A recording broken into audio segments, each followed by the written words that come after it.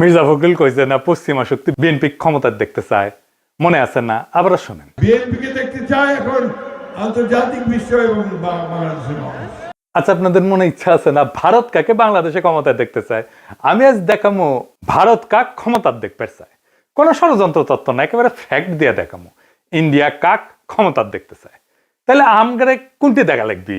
যে দেখা লাগবি ইন্ডিয়া মিডিয়ায়, ইন্ডিয়ান বুদ্ধিজীবীদের কথায়, ইন্ডিয়ান পলিটিশিয়ানদের কথায়, তাদের ডিপ্লোম্যাটিক ভাষায়, আর দেখা লাগবি আন্তর্জাতিক থিঙ্ক ট্যাঙ্কের নিরপেক্ষ বক্তব্যে। আসেন দেখি ইন্ডিয়ান মিডিয়া থিঙ্ক ট্যাঙ্ক কি করছে। থিঙ্ক ট্যাঙ্কি শুনলে আমার আবার গুয়ের ট্যাঙ্কের কথা মনে হয়ে যায়। যাই হোক, আসেন দেখি। প্রথমে দেখি টিভিএস এর একটা স্টোরি। মোটামুটি সবকিছু একসাথে করার চেষ্টা করেছে তারেক রহমানের দেশে আসা নিয়ে ইন্ডিয়ান মিডিয়ান নিউজ গুলো। টাইটেল দিছে Tarique Rahman homecoming, a view from India. তারেক রহমানের দেশে ফেরা ভারতের দৃষ্টিতে। তারা বলতেছে এটা potentially game changing political moment, মানে রাজনীতির গতিপথ বদলাই দিতে পারে এমন মুহূর্ত। এখানে ওরা করছে, একটা পত্রিকা লিখেছে, ইংরেজিতে লিখেছে, ইংরেজি যেহেতু লিখেছে ঠিকই লিখেছে, তাই না? এটা বাংলা করলে বোঝা যায়, সাম্প্রতিক কিছু ইঙ্গিত থেকে বোঝা যাচ্ছে যে বিএনপি এবং ভারতের মধ্যে সতর্কভাবে সম্পর্ক পুনর্গঠনের একটা সম্ভাবনা তৈরি হয়েছে, যা দুইটা সাম্প্রতিক ঘটনার উপরে ভিত্তি করিয়া। প্রথমত উল্লেখ করা হয়েছে যে ডিসেম্বরের শুরুতে ভারতের প্রধানমন্ত্রী নরেন্দ্র মোদী খালেদা জিয়ার অবনতিশীল স্বাস্থ্যের বিষয়ে উদ্বেগ প্রকাশ করেন এবং সব ধরনের সহায়তা দেওয়ার প্রস্তাব দেন। এর জবাবে বিএনপি দ্রুতই প্রকাশ্যে এই উদ্যোগকে স্বাগত জানায় এবং মোদীর প্রতি তাদের আন্তরিক কৃতজ্ঞতা প্রকাশ করে। পর্যবেক্ষকদের মতে এই বিনিময়কে দুই পক্ষের সম্পর্ক উষ্ণ হওয়ার একটা ছোট হইলেও তাৎপর্যপূর্ণ সংকেত হিসাবে দেখা হচ্ছে। ভারতীয় কর্মকর্তারা হয়তো রহমানের, মানে তারেক রহমানের নেতৃত্বাধীন বিএনপিকে বাংলাদেশের জন্য আরো প্রেডিক্টেবল, উদারপন্থী এবং গণতান্ত্রিক বিকল্প হিসাবে দেখতে পারেন। এইবার আমরা সুবীর ভৌমিকের বক্তব্যটা দেখে আসি। হ্যাঁ, ভারত বাংলাদেশে কোন সরকার চাইবে? খুব সোজা উত্তর আমি তোমায় দিয়ে দিচ্ছি। Awami League is not in election, next best option is BNP, obviously not Jamaat. তারা অলরেডি 50 লাখ লোক নিয়ে জেহার টেয়াদের হুমকি দিচ্ছে। ফলে জামাত অবভিয়াসলি ইন্ডিয়া চাইবে না। অত অনেক কথা, ডিপ্লোম্যাটিক কথা বলে তো লাভ। কানেকশনটা হচ্ছে 71। আমরা একসাথে, আমার সৈন্য এবং মুক্তিযোদ্ধারা রক্ত ঝরিয়েছে, সেই সুবাদে Awami League. This is the historical fact. তো এই জায়গাতে হঠাৎ করে আজকে অন্য কিছু ডাইনামিক্স চলে আসবে, এটা তো আশা করাটাও ভুল। কিন্তু যে গভর্নমেন্ট আসবে তার সাথে ইন্ডিয়াকে তো ডিল করতে হবে। দেখেছেন? এবার আরেকটা স্টোরি দেখি। ঢাকার রাজনীতি শেখ হাসিনার বাইরে সরে যাওয়ায় ভারত হাত বাড়াচ্ছে বাংলাদেশ জাতীয়তাবাদী দলের দিকে। এখানে বলা হয়েছে মোদী যে খালেদা জিয়ার স্বাস্থ্যের খোঁজ নিচ্ছে, সেটা হইতেছে সিগন্যাল যে বিএনপির সাথে এনগেজ হইতেছে ইন্ডিয়া হাই লেভেলে। বুঝে চাও?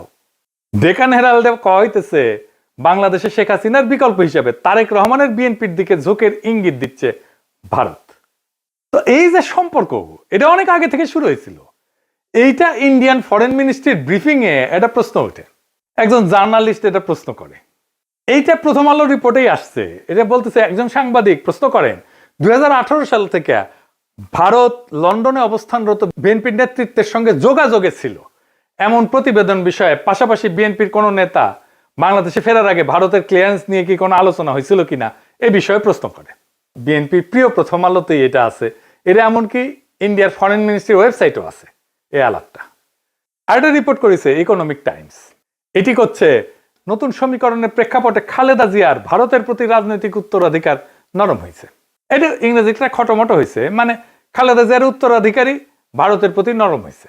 ডিপ্লোম্যাট একটা রিপোর্ট করেছে, জিয়ার জন্য মোদী আন্তরিক প্রার্থনা জানাইছেন এবং বলছেন যে ভারত বিএনপি চেয়ারপারসনকে, যিনি সংকটজনক অবস্থায় আছেন, সম্ভব সব ধরনের সহায়তা দিতে প্রস্তুত। জিয়াকে পাঠানো তার বার্তাটি শুধু সৌজন্যতার সীমায় আটকে নাই বলেই মনে হয় এবং অঞ্চল জুড়ে বিশ্লেষকরা দ্রুতই এর রাজনৈতিক গুরুত্ব অনুধাবন করেছেন।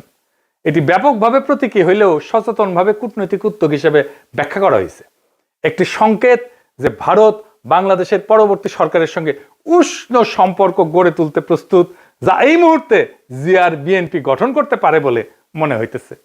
দা উইক বলছে, কেন তারেক রহমানের ফেরা ইন্ডিয়ার জন্য খুশির খবর। তারাই লিখেছে, এটা খুব ইন্টারেস্টিং রিপোর্ট করছে ইন্ডিয়ান এক্সপ্রেস। এটা প্রিমিয়াম কন্টেন্ট, মানে আপনাকে টাকা দিয়ে পড়া লাগবে। শিরোনাম হইতেছে, দশকের পর দশক প্রতিক্রিয়াশীল নীতির পর ভারতের প্রতি নিজেদের অবস্থান পুনর্নির্ধারণের সুযোগ পেয়েছে বিএনপি। বাবা, মেলা সুযোগ দিছে, তারা কি এই মুহূর্তটি কাজে লাগাতে পারবে? একদম শেষে বলছে, ভবিষ্যতে যদি ফেব্রুয়ারি নির্বাচনে বিএনপি জয় হয়, তাহলে ভারতের যে বিএনপির সঙ্গে তখন কাজ করতে হইতে পারে, সেই বিএনপি নিঃসন্দেহে আগের চেয়ে ভিন্ন হবে, নিঃসন্দেহে আগের চেয়ে ভিন্ন হবে, এবং সম্ভবত সহযোগিতার ক্ষেত্রেও আরো বেশি অনুকূল এবং গ্রহণযোগ্য হবে। আবার একটা জিনিস কথা বলছে, খুব ইন্টারেস্টিং কথা। বিএনপি স্ট্র্যাটেজি ঠিক করে দিচ্ছে। বিএনপি এই পথে কতটা অগ্রসর হবে তা অনেকটাই নির্ভর করবে দলটির পপুলিস্ট আবেগকে তুষ্ট করার প্রয়োজন এবং একই সঙ্গে রাজনৈতিক পরিসরটা জামাতের হাতে ছেড়ে না দেওয়ার কৌশলগত হিসাবের উপরে। বিশেষত গত এক দশকের বেশি সময় ধরে রাজপথের শক্তির উপরে নির্ভর করার অভিজ্ঞতার পর একই সঙ্গে বিএনপিকে সবসময় সচেতন থাকতে হবে আওয়ামী লীগের ক্ষমতায় ফেরার পথ তৈরির প্রচেষ্টা সম্পর্কে। শেষ পর্যন্ত ইতিহাস বলে দেয়, যদি বিএনপি 15 বছর ধরে প্রায় গোপন অবস্থায় থেকে নেতৃত্বের একটা বড় অংশ নির্বাসনে বা গৃহবন্দী থাকা সত্ত্বেও আবার জাতীয় রাজনীতির কেন্দ্রমঞ্চে ফিরে আসতে পারে, তবে আওয়ামী লীগও ঠিক তেমনটাই করতে সক্ষম। মানে বলে দিতেছে, মনে রেখো, আওয়ামী লীগ আবার ফিরে আসতে পারে। বাংলাদেশের রাজনীতিতে আওয়ামী লীগকে সমঝে ছিল। এইবার দেখি ইন্ডিয়ানদের বিদেশি পোর্টালে কি বলছে বিএনপি নিয়ে। ইউরেশিয়া বলতেছে, ইংরেজি যেহেতু কয়েছে ঠিকই গেছে, তাই না? ভারত এবং বিএনপি উভয় উগ্র ইসলামপন্থী জামাত ইসলামীকে দূরে রাখার বিষয়ে আগ্রহী। এর লক্ষ্য হইল ভারত বাংলাদেশের সাথে ক্ষতিগ্রস্ত সম্পর্ক পুনর্গঠন করা এবং নিষিদ্ধ আওয়ামী লীগের রাজনৈতিক বৈধতা পুনঃপ্রতিষ্ঠার জন্য একটা সুযোগ সৃষ্টি করা। বুঝতে চাও?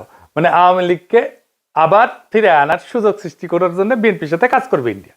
এবার দিকে আন্তর্জাতিক সংস্থার রিপোর্ট, ইন্টারন্যাশনাল ক্রাইসিস গ্রুপ, এটা একটা স্বাধীন অলাভজনক প্রতিষ্ঠান, আন্তর্জাতিক সংস্থা বলে বলা হয় আর কি। এটা নিরাপত্তা বিশ্লেষণ করে, রাজনৈতিক অস্থিতিশীলতা নিয়ে রিপোর্ট ছাপে, বিশ্বজুড়ে সংঘাত এটা নিয়ে রিপোর্ট ছাপে। তারা গবেষণাও করে, মাঠ পর্যায়ের তথ্য, কূটনৈতিক নেটওয়ার্ক, বিভিন্ন দেশের রাজনৈতিক পরিস্থিতি নিয়ে রিপোর্ট প্রকাশ করে। এবং এই ইন্টারন্যাশনাল ক্রাইসিস গ্রুপ ভারতের উপর নিয়মিত রিপোর্ট প্রকাশ করে, বিশেষ করে কাশ্মীর, দক্ষিণ এশিয়ার নিরাপত্তা, ভারত পাকিস্তান সম্পর্ক, মানবাধিকার এবং আভ্যন্তরীণ রাজনৈতিক উত্তেজনা নিয়ে। এরা লিখিচ্ছে, এটিও মনে হয় যে বাংলাদেশের রাজনৈতিক শক্তিগুলোর মধ্যে এই দলটি ভারতীয় স্বার্থ এবং উদ্বেগকে সম্মান জানাতে সবচেয়ে বেশি আগ্রহী ও গ্রহণযোগ্য অবস্থানে রয়েছে।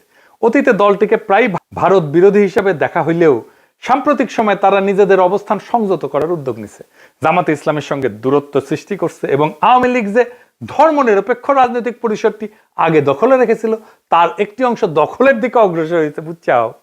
আচ্ছা, এইবার আসেন বাংলাদেশের ভিতরে ইন্ডিয়ান ইন্টারেস্ট কি বলে সেটা দেখি। বাংলাদেশে কারা ভারতের স্বার্থ রক্ষাকারী? বাংলাদেশের দুইটা পত্রিকা মূলত ভারতের স্বার্থ রক্ষাকারী, বন্দের আলো আর দিল্লি স্টার। এরা এখন তো বিএনপির ক্ষমতা আসার কথা বলতেছে, বিএনপির গুণগান এমন ভাবে গাইতেছে যে মনে হইতেছে এটার মালিক এখন বিএনপি। এরা যাকে ক্ষমতায় দেখতে চাইবে, মনে রাখবেন ইন্ডিয়া তাদের ক্ষমতায় দেখতে চাইতেছে। আপনারা দেখবেন প্রথম আলো, দিল্লি স্টার ক্রমাগত বিএনপির নেতাদের, বুদ্ধিজীবীদের লেখা ছাপতেছে। আপনি দেখতে থাকবেন, এরপরে শুরু হবে যারা এতদিন আওয়ামী লীগের পক্ষে লিখতো, সোহরাব হোসেন, টোহরাব হোসেন ইত্যাদি। মিজানুর রহমান তো মারা গেছে, সে থাকলে আর সেও লেখা শুরু করতো। তারা প্রথম আলোতে বিএনপির পক্ষে লিখতো। তাই প্রথম আলো, ডেইলি স্টার ভারতের রাজনৈতিক অবস্থানের এটা লিটমাস টেস্ট। জানেন তো লিটমাস টেস্ট এটা কেমিস্ট্রির কথা, ক্ষার আর অম্ল চেনে আর কি, এটা কাগজ দিয়া। তাহলে এখন মনে হইতেছে প্রথম আলো, দিল্লি স্টার বাংলাদেশে থাকাই উচিত। এত সহজে ইন্ডিয়ার অন্দর মহলের খবর আমরা কিভাবে পাবো? ওদের কাছ থেকে যেটা পাবো সেটাই বুঝে নেবো এটা ইন্ডিয়ান খবর। আপনি দেখেন 2025 নিয়ে একটা ছবি আঁকছে প্রথম আলো। এর মধ্যে প্রথম আলো, ডেইলি স্টারে আগুন নিয়ে তো কান্নাকাটি আছে, কিন্তু সবচেয়ে উজ্জ্বল ছবিটা তারেক রহমানের। উনি ভার্চুয়াল থেকে রিয়াল হইতেছেন আর যাইতেছেন উড়িয়া ভোটের বাক্সের দিকে। পিছে তারেক রহমানের বিড়ালের ছবিও আছে। প্রফেসর ইউনূসের পাশে গরিলা দুর্মুষ পেটা করিচ্ছে, কিন্তু হাসিনার ছবিটা দাদির মতো নির্মল, কত ভালো মানুষ। এই যে প্রথম আলো, ডেইলি স্টার, এইটা যে আওয়ামী বাকশালী ইন্ডিয়ান অ্যাসেট, কোনো সন্দেহ আছে এখন? এর মধ্যে খালেদা জিয়ার প্রতি সম্মান জানাইতে ঢাকা এসেছিলেন ইন্ডিয়ার পররাষ্ট্রমন্ত্রী জয়শঙ্কর। সে অন্তর্বর্তীকালীন সরকার এবং বিএনপির কয়েকজন শীর্ষ ব্যক্তির সাথে কথা বলছেন। কি ছিল তার চাওয়া? 1 নাম্বার, দুই দেশের সম্পর্কের মধ্যে যে উত্তেজনা সৃষ্টি হয়েছে তা হ্রাস করতে হবে। 2 নাম্বার, আসন্ন জাতীয় সংসদ নির্বাচনে আওয়ামী লীগকে অংশগ্রহণের সুযোগ দিতে হবে। কি আবদার! 3 নাম্বার, আওয়ামী লীগকে নির্বাচনে অংশগ্রহণের সুযোগ দেওয়ার জন্য প্রয়োজনে 12 ফেব্রুয়ারি নির্ধারিত জাতীয় নির্বাচনের তারিখ পিছাইতে হবে। এইটা প্রফেসর ইউনূস সরকারকে বলে গেছে। তারেক রহমানকে কি বলছে আমি জানি না, তবে অনুমান করি একই বার্তা দিছে। এই বার্তা কার জন্য? এই বার্তা অন্তর্বর্তী সরকারের জন্য এবং তাদের চোখে যারা ভবিষ্যৎ ক্ষমতা তাদের জন্য, তাদের সাথেই কথা বলছে। এখন একটা জিনিস পরিষ্কার করে বলা দরকার, বিএনপি এখানে কোনো চুজেন ফোর্স না ইন্ডিয়ার জন্য। তাকে যে পছন্দ করা হইতেছে তা কিন্তু না, বিএনপি এখানে কম্প্রোমাইজড অ্যাক্টর। তার মানে এমন একটা শক্তিতে সে রূপান্তরিত হয়েছে যারা আসলে ভারতের সাথে একটা কম্প্রোমাইজ করছে। ভারত বিএনপিকে চায় কারণ বিএনপি আদর্শিকভাবে শক্ত না, কাঠামোগতভাবে দুর্বল। যেই দল 15 বছর টিকে ছিল নির্বাসনে, মামলা হামলা গ্রেপ্তার গুনখুনে, আন্তর্জাতিক সহানুভূতিতে, আমাদের মতো ইন্ডিভিজুয়াল অ্যাক্টিভিস্টদের মরাল সাপোর্টে এবং অ্যাক্টিভিটিতে, সে দল জানে ক্ষমতায় ফেরার জন্য কোথায় নতি স্বীকার করতে হবে। সে তারেক রহমান জানে তার বাবাকে হত্যা করছে ভারত, সে জানে তার মাকে ক্ষমতাচ্যুত করছে ভারত, সে জানে তার নির্যাতনও করছে ভারত, মাজা ভেঙে দিছে ভারত, তার মাকে জেলে দিছে, ইন্ডিয়া তিলে তিলে তাকে মৃত্যুর দিকে ঠেলে দিছে। আর এটাও সে জানে সে না পারছে এটা ঠেকাইতে, না পারছে নিজেকে রক্ষা করতে। তাই এই কম্প্রোমাইজ তার শক্তি না, এটাই তার দর কষাকষির পুঁজি। দিল্লির চোখে বিএনপি মানে এমন একটা দল যাকে ম্যানেজ করা যায়, নেগোশিয়েট করা যায় যার সাথে, এবং প্রয়োজনে তাকে বদলায় ফেলা যায়। এবং বিএনপিকে ইন্ডিয়া আস্তে আস্তে বদলায় ফেলতেছে, তারে আর একটা আওয়ামী লীগ বানায় ফেলতেছে। আজ ইন্ডিয়ার বিএনপিকে দরকার, কারণ জামাত অতিরিক্ত শক্তিশালী হয়ে গেছে। কাল আওয়ামী লীগ ফিরে আসলে বিএনপি অপ্রয়োজনীয় হয়ে যাবে, কারণ ইন্ডিয়ার কাছে বাংলাদেশে কেউই অপরিহার্য না, এখানে সবাই রিপ্লেসেবল। আওয়ামী লীগ চলে গেছে, এখন ধরেছে বিএনপিকে, বিএনপি চলে যাবে আর একজনকে ধরবে। তাহলে প্রশ্নটা ভারত কাকে ক্ষমতা চায় এটা না, আসল প্রশ্ন হচ্ছে বাংলাদেশ কি আবারও একটা কম্প্রোমাইজড অ্যাক্টরকে নিজেদের ভবিষ্যৎকে লিখতে দিবে, নাকি এইবার এমন একটা রাষ্ট্র বানাইতে চাইবে যাকে ক্ষমতায় রাখতে কারো দরকার পড়ে না, ইন্ডিয়ার দরকার পড়ে না, আমেরিকার দরকার পড়ে না, চীনেরও দরকার পড়ে না, যে নিজের শক্তিতে জনতার শক্তিতে ক্ষমতায় থাকতে পারে। যতদিন এই প্রশ্নের উত্তর না আসবে বাংলাদেশের সরকার বদলাবে কিন্তু রাষ্ট্র বদলাবে না, রাষ্ট্র একই রকম থাকবে। সেজন্যই দেখছেন না সংস্কার করতে চায় না বিএনপি, কারণ কম্প্রোমাইজড অ্যাক্টর দিয়ে কখনোই একটা সার্বভৌম রাষ্ট্র তৈরি হয় না, করা যায় না। ভারত কাকে চায় এটা গুরুত্বপূর্ণ না, প্রশ্ন হইতেছে ভারত যাকে চায় না সে কি টিকে থাকতে পারে কিনা। আমাদের এমন রাষ্ট্র করতে হবে, আমাদের এমন নেতা বাইছে নিতে হবে ইন্ডিয়া যাকে চায় না কিন্তু সে টিকে থাকতে পারে। ইতিহাস একটাই জিনিস দেখাইছে, দিল্লি যাকে ম্যানেজ করতে পারে সে সরকার দেশ চালায় না, সে শুধু সময় পার করে, সে শুধু সম্পদ পাচার করে, সে জনগণকে কেয়ারও করে না, জনগণের ভোটেরও দরকার পড়ে না। আজ দিল্লি যদি বিএনপির দিকে তাকায় তাহলে সেটা ভালোবাসা না, সেটা দিল্লির প্রয়োজনই। কাল প্রয়োজন বদলাইলে ইন্ডিয়ান ন্যারেটিভ বদলাবে, ইন্ডিয়ার পার্টনার বদলাবে, ইন্ডিয়ার ভালোবাসাও বদলাবে, মানুষ বদলাবে না। তাই আজকে সিদ্ধান্ত বিএনপির না, আওয়ামী লীগের না, ইন্ডিয়ার না, আজকে সিদ্ধান্ত বাংলাদেশের। আপনি কি এমন একটা রাষ্ট্র চান যে এইখানে সরকার ঢাকায় কিন্তু সেই সরকারের সার্ভাইভাল দিল্লিতে, নাকি এমন একটা রাষ্ট্র চান যাতে টিকায় রাখতে কারো প্রয়োজন পড়ে না সাহায্যের? এই প্রশ্নের উত্তর না পাওয়া পর্যন্ত বাংলাদেশে কোনো পরিবর্তন হবে না, শুধু ম্যানেজমেন্ট বদলাবে।